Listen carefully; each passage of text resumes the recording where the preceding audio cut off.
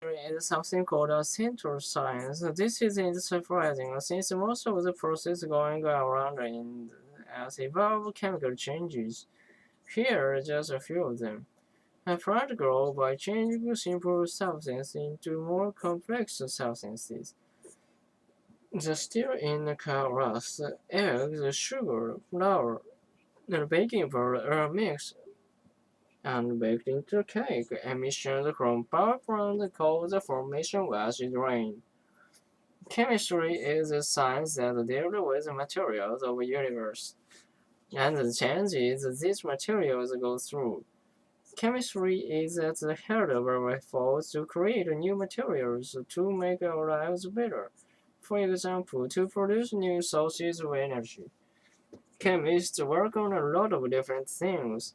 Some examine the fundamental particle of matter. Others are looking for molecules in space. Still others are looking for ways to control diseases that threaten our food supply or us. But what if the oral chemist needs such skills?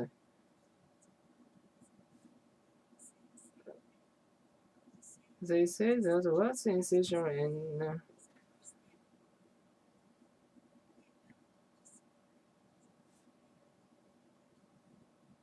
ability to communicate. Some people think education is just storing information in the brain. A lot of students just want to memorize a list of facts and then sort of spit it all out on tests. Of course, storing facts in the brain is important.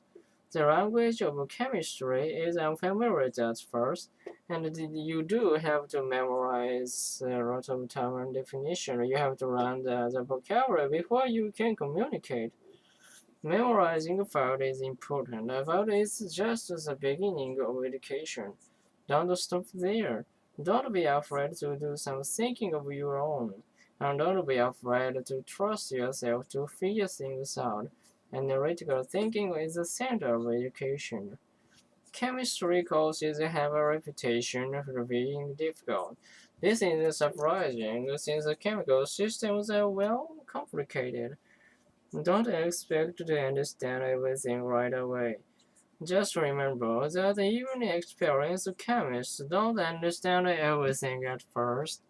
It's not a disaster to make a mistake, but it could be if you don't learn from your mistake. To solve a typical chemistry problem, you have to go to seek and what information is really important.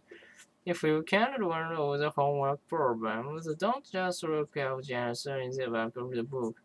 That's not how you learn. You learn more if you go back and review the relevant material, and then try the problem again. Don't be afraid to struggle with it. If you do struggle with the problem, then find a classmate to work with and struggle together.